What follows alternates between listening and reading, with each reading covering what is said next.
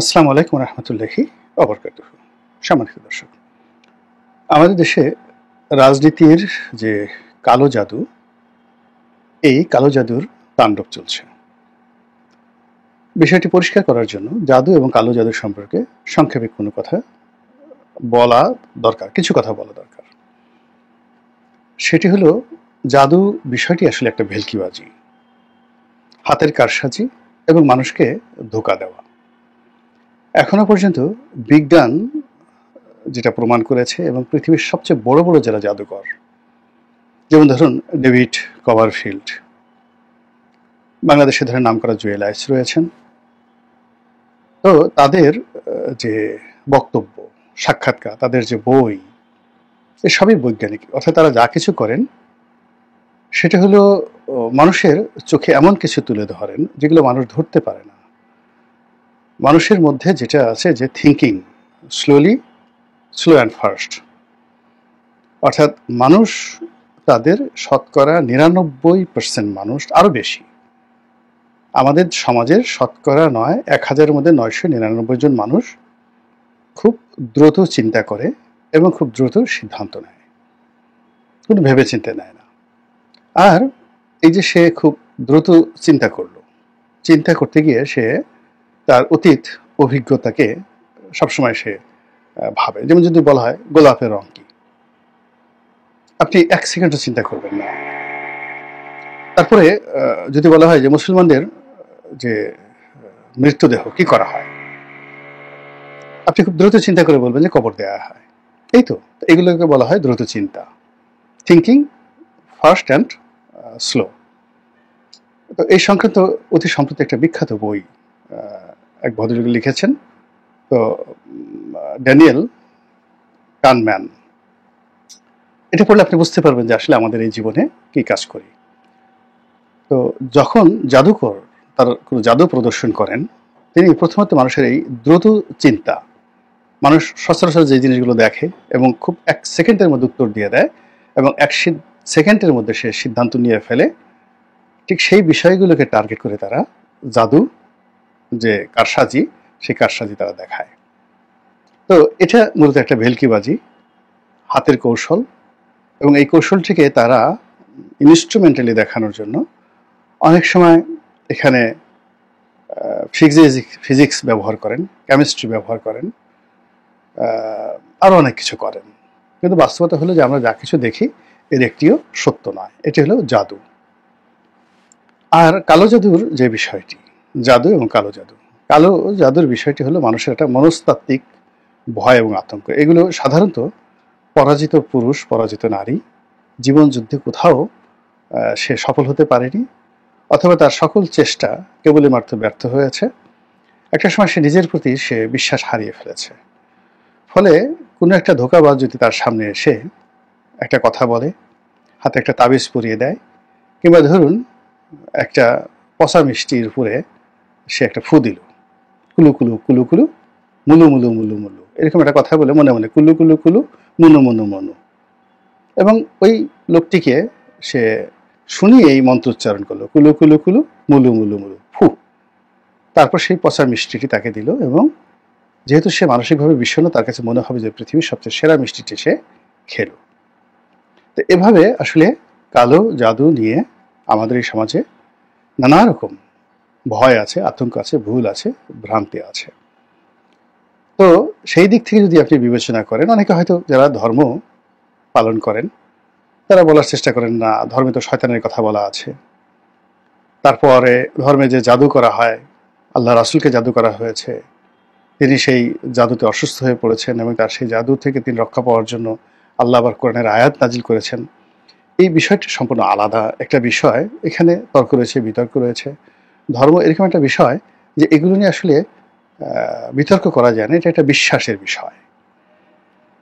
কিন্তু ধর্মের বাইরে যে জিনিসগুলো রয়েছে, সেই বিষয়গুলো নিয়ে আপনি আলোচনা করবেন, বিতর্ক করবেন, সমালোচনা করবেন, এবং বিজ্ঞানকে অনুসরণ করবেন। তো বিজ্ঞান আসলে এই সকল জাদু, কালো জাদু, বান, টোনা মারা, এই জিনিসগুলোতে বিশ্বাস করে না। কিন্তু তারপরেও আমাদের এই সমাজে এই জিনিসগুলো প্রচুর চলে। জাদুর নাম শুনলে, কালো জাদুর নাম শুনলে, এই লোকটা জাদু জানে, অনেক শিক্ষিত লোকে দেখা গেল তার সঙ্গে গন্ডগোলে যাবে না। রাস্তার পাশে বসে আছে, মলমূত্র চারিদিকে পড়ে আছে, মাথায় জটা, নাক দিয়ে সর্দি ঝরছে, তারপর শেষে হাতে অনেকগুলো বালা, 3-4টা লাঠি, চুপচাপ বসে আছে, গাঁজা খেয়ে শুয়ে আছে। এরকম কি অনেক লোক আপনি হাইকোর্টের মাজারের আশেপাশে দেখতে পাবেন। তো সারাদিন তারা বসে থাকে, খেয়াল নাই, কোনো কিছু নাই। হঠাৎ করে দেখা গেল গাড়ি থেকে নেমে কোটটায় পর এক ভদ্রলোক, ওরে আমার বাবা রে, বাবা গো, গাজা বাবা, অলি বাবা ধরে তার পা সালাম করে চুমু করে তার কাছ থেকে একটা তাবিজ নেওয়ার জন্য তাকে হয়তো দেখা গেল 1 লাখ টাকা দিয়ে গেল। এই ঢাকা শহরে এরকম অনেক ঘটনা ঘটে, এবং এই সকল ঘটনার জন্য অনেক লোক বিশেষ বিশেষ জায়গায় এইভাবে সং ধরে বসে থাকে। তো এই হলো মূলত জাদু এবং কালো জাদুর যে অন্তর্নিহিত কথা। এখন আমাদের রাজনীতিতে এই কালো জাদুর প্রচলন শুরু হয়েছে প্রচণ্ডভাবে এই মুহূর্তে। এর কারণ হলো রাজনীতির যে একটা হিসাব আছে, রাজনীতির একটা বিজ্ঞান আছে। বিজ্ঞানের প্রথম শর্ত হলো আমি বিশ্বাস করি না প্রমাণ ছাড়া, 1।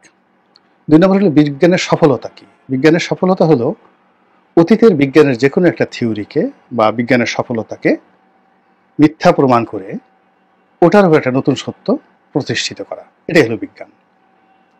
এখন রাজনীতি হলো একটা বিজ্ঞান। তো রাজনীতির যদি বিজ্ঞানের সূত্র হয় সেটা হলো আওয়ামী লীগ যা কিছু করেছে তার চেয়ে আমাকে ভালো করতে হবে।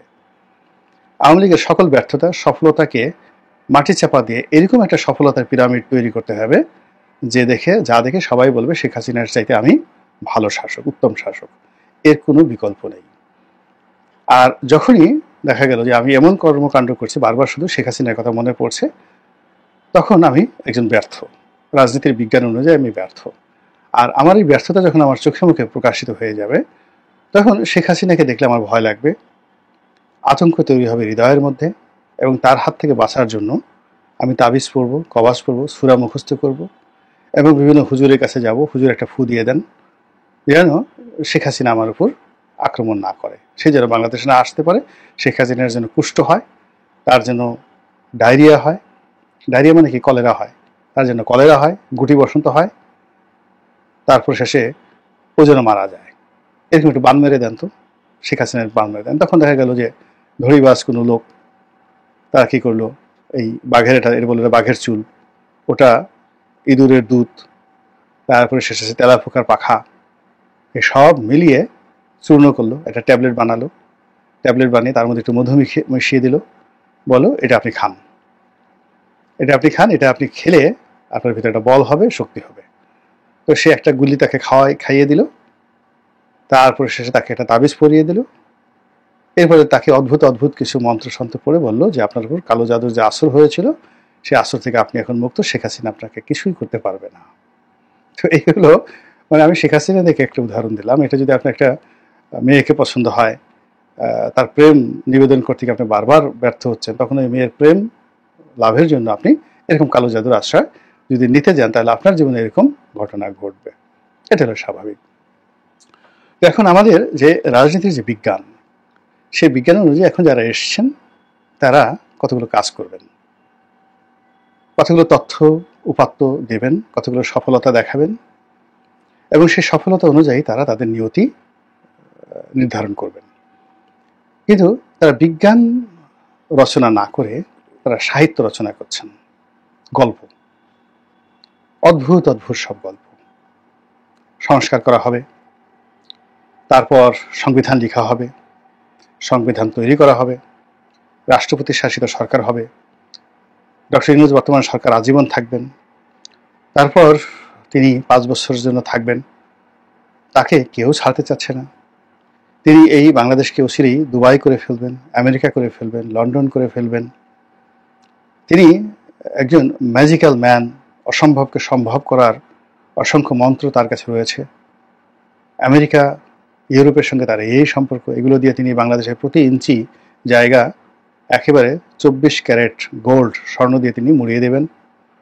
মানুষ সেই সোনার যে জমিনের উপর হাঁটবে, সোনার জুতো পায়ে দিয়ে, সোনার পোশাক পরে, এবং মাথায় সোনার মুকুট পরে।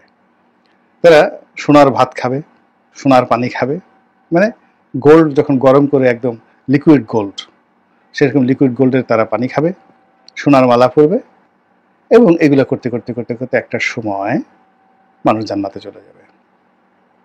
এই যে গল্প, এই গল্প আমি যেভাবে রসায় রসায় বললাম, এটা আপনি দেখবেন যে ওয়াজের ময়দানে কিছু লোক, যারা সাধারণত দেখেন ওয়াজ যারা শুনতে আসে, এরাও ওই যে আগে যেটা বললাম, অনেকে জানে না, অনেকের এই হুজুরদের গল্প গুজব ঠাট্টা মস্কারা চুটকি মুটকি এগুলো সব ভালো লাগে। অনেকের ওই যে ওরা যে জিকির করে ওই জিকিরের সাথে তাল মিলাতে তাদের খুব ভালো লাগে। অনেকে বউয়ের সাথে সম্পর্ক ভালো না, ছেলে মেয়ে অপকর্ম করে, বিভিন্ন রকম ফ্রাস্ট্রেশনের মধ্যে, তো সেখানে এসে একটু তারা জান্নাতের খবর, টিকিট এগুলো নিয়ে একটু খোঁজ খবর নেয়। ফলে এই ওয়াজের ময়দানে যারা বসে বসে ওয়াজ শুনতে আসেন, এদের সকলের পেছনেই একটা থেকে 1000টা কারণ রয়েছে। কিন্তু বিজ্ঞান মনস্ক মানুষ, লেখাপড়া জানা মানুষ, কোরআন হাদিস জানা মানুষ, তারপর জীবনে সফল, টাকা পয়সা আছে, তাদের বাড়ির একটা ঘরের মধ্যে এরকম কোনো ওয়াজ হলো তারা কিন্তু ওখানে যান না, দরকার নেই। তাদের কাছে মনে হয় যে পরিশ্রমটাই জীবনের সফলতার চাবিকাঠি। সততাই হলো পরিশ্রমকে সুফল এনে দেয়, পরিশ্রমকে মহিমান্বিত করে। কৌশল, দক্ষতা, অভিজ্ঞতা ছাড়া কোনো ফুফাতে ওয়াজ নসিহতে কাজ হয় না। তো এই ওয়াজ নসিহত থেকে শুরু করে বিভিন্ন জায়গাতে আপনি দেখবেন এক শ্রেণীর লোক তৈরি হয়ে গেছে, ইনক্লুডিং রাজনীতিতে। আগে এটা ওয়াজে ছিল, এখন এটা রাজনীতিতে। যেমন সবাই বলেন তো এটা ঠিক কিনা, হাজার হাজার মানুষ বলে ওঠে ঠিক ঠিক ঠিক। আপনি দেখেন যে এই যে ঠিক ঠিক যে শব্দটি শুরু হয়েছে, এটা কত বছর আগে সত্যজিৎ রায় একটা সিনেমা বানিয়েছেন, সেটা হলো হীরক রাজার দেশে।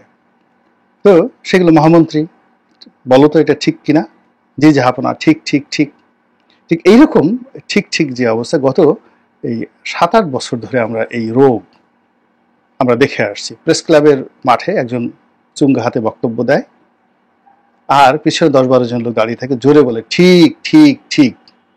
আর তাদের সাথে সামনে গলা মিলে আরো 20-25 জন লোক ভাড়া করা, তারাও বলে ঠিক ঠিক ঠিক। এই যে রাজনীতির অঙ্গনে এই যে ঠিক ঠিক আসছে, এটার আবার আদি ভাই, এটা হলো ওয়াজের ময়দানে। তো তারা কোরআনের একটা আয়াত বলল, যেমন লিল্লাহি মাফিস সামাওয়াতি ওয়া মা ফিল আরদ, কেউ বুঝলো না। সবাই বললো সুবহানাল্লাহ, হায় হায় হায় হায়। বলেন তো ঠিক বলেছে কিনা, সবাই বললো ঠিক ঠিক ঠিক।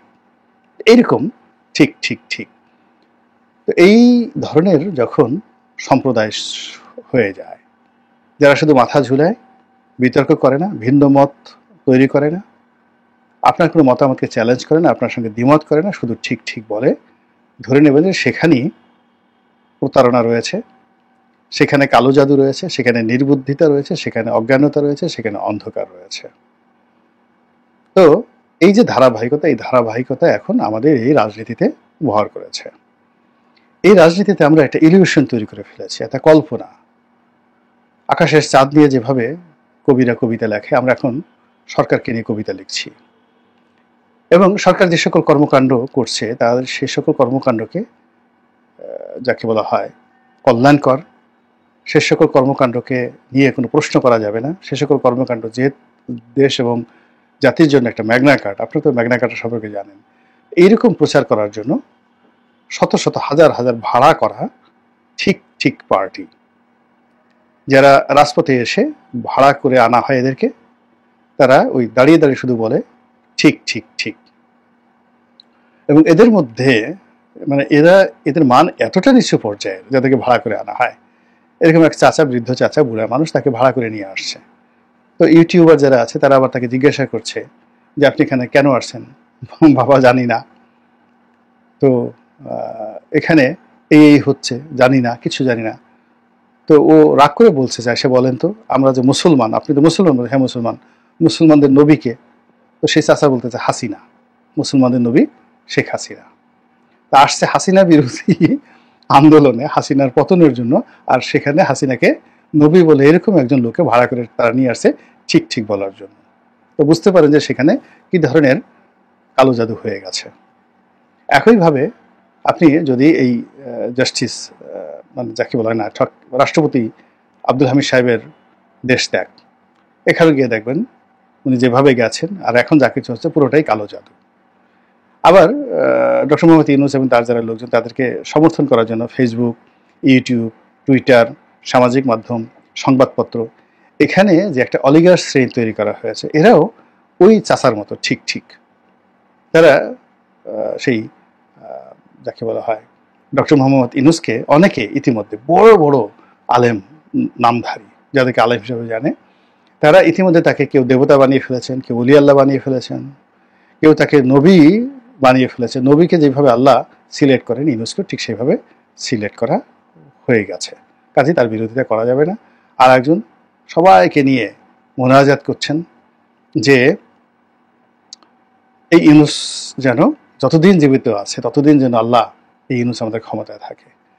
এইরকম বড় বড় মোল্লা, বিশাল দাড়ি, তারপরে সে হাজার হাজার নয় লাখ লাখ তাদের অনুসারী আছে। কয়দিন আগে তারা ডক্টর মোহাম্মদ ইউনূসের বিরুদ্ধে ওয়াজ করে সুদি ইউনূস বলে ফাটিয়ে ফেলছে। কয়েকদিন আগে তারা শেখ হাসিনাকে তাদের মা বলে চোখের পানিতে পুরো ভাসিয়ে ফেলেছে। আল্লাহর রহমত বরকত শেখ হাসিনা মতো মানুষ আমাদের দেশে আছে বলে ইসলাম রক্ষা পাচ্ছে। সেই মানুষগুলো এখন শেখ হাসিনার রহমত বলে গালাগালি করছে এবং তারা বলছে আমাদের দেশের জন্য এখন ডক্টর মোহাম্মদ ইউনূস ছিল রহমত। এবং ডক্টর মোহাম্মদ ইউনূস যে সকল সংস্কার করতে চাচ্ছে, এই সংস্কার শেষ না হওয়া পর্যন্ত কোনো নির্বাচন ফিরবাচন কোনো কিছু হবে না। তো এই কথাগুলো যদি আপনি একত্র করেন তাহলে আপনি বুঝতে পারবেন যে রাজনীতির অঙ্গন কালো জাদুর কবলে কিভাবে পড়েছে। আর এখানে মানুষ কিভাবে মাতাল হয়ে, কালো জাদুর কবলে পড়ে কিভাবে মাতাল হয়ে যে কথাবার্তাগুলো বলছে, ওরা লজ্জা শরম বলতে ওদের কোনো জিনিস নাই। কয়দিন পরে যদি এই লোকগুলো কাপড় চোপড় খুলে একেবারে প্রকাশ্য রাজপথে তারা যদি হাঁটতে থাকে যে আমরা জন্ম নিয়েছি সেই উলঙ্গ হয়ে, আমাদের মরতে হবে উলঙ্গ হয়ে, কিয়ামতের ময়দানে আমাদেরকে দাঁড়াতে হবে উলঙ্গ হয়ে। তো আমরা এই বাংলাদেশে রাজনীতির যে সমাবেশ হবে সেখানে আমরা কেন লুঙ্গি পরে যাব, প্যান্ট পরে যাবো, আমরা এখানে উলঙ্গ হয়ে যাব? তো মানুষের যে ওই যে উলঙ্গ রাজার কাহিনী, রাজ দরবারে যদি রাজা উলঙ্গ হয়ে আসতে পারে মানুষের বুদ্ধিতে, তো ওই রাজার উপরে কালো জাদুর যে কতটা অপছায় পড়েছিল যে রাজা উলঙ্গ হয়ে, তাকে বলা হয় যে এটা এরকম একটা কাপড় আপনি পরেছেন যে কাপড় আপনি দেখতে পাচ্ছেন না, সূক্ষ্ম একটা কাপড়। এবং মানুষের কথায় সে এতটা কনভিন্স যে উলঙ্গ হয়ে সে এসে সিংহাসনে বসলো। এটা যদি রাজার ক্ষেত্রে প্রযোজ্য হতে পারে, গল্প সাহিত্য হতে পারে, তাহলে আমাদের এই সমাজে যদি হঠাৎ করে দেখেন যে 1 লাখ এরকম উলঙ্গ লোক সেই তাদের যে কাঙ্ক্ষিত রাজাধিরাজ তার প্রশংসা করতে করতে, অঙ্গ দুলাতে দুলাতে, তাদের সোনাদানা দুলাতে দুলাতে তারা সেই রাজপথ প্রকম্পিত করছেন, কি বলবেন আপনি? অসম্ভব না। ভারতে গিয়ে দেখেন এরকম ন্যাংটা বাবা প্রচুর আছে। স্বয়ং নরেন্দ্র মোদী এরকম দেখলাম যে এক ন্যাংটা বাবা, তার কাছে গিয়ে সে মাথা নত করে সেই ন্যাংটা বাবার একদম যে লজ্জা স্থান, সেই লজ্জা স্থান যেটা শিবলিঙ্গ বলে তারা লিঙ্গ পূজা করে, তো ওইরকম ওই ন্যাংটা বাবার সেই লিঙ্গ পূজা করার জন্য একেবারে মাথাটা লিঙ্গর সাথে মিস্টার নরেন্দ্র মোদী তিনি একেবারে মানে একেবারে স্পর্শ করেছেন, তার মস্তক স্পর্শ করেছে সেই ন্যাংটা বাবার লিঙ্গ। এটা আমাদের ভারত দেশে, ভারতে যদি নরেন্দ্র মোদী এই কাজ করতে পারে, আমাদের দেশে কালো জাদুর প্রভাবে যদি এরকম কোনো ঘটনা ঘটে তাহলে তখন আপনি কি করবেন? আমি যেটি করব, আল্লাহর কাছে বলতেছি যে আল্লাহ ওই দৃশ্য দেখার আগে যেন আমার একটা সম্মানজনক মৃত্যু হয় এবং আপনি এই দৃশ্য দেখার আগে আপনার দরবারে আমাকে নিয়ে যান। আসসালামু আলাইকুম রহমতুল্লাহি ওয়া বারাকাতুহু।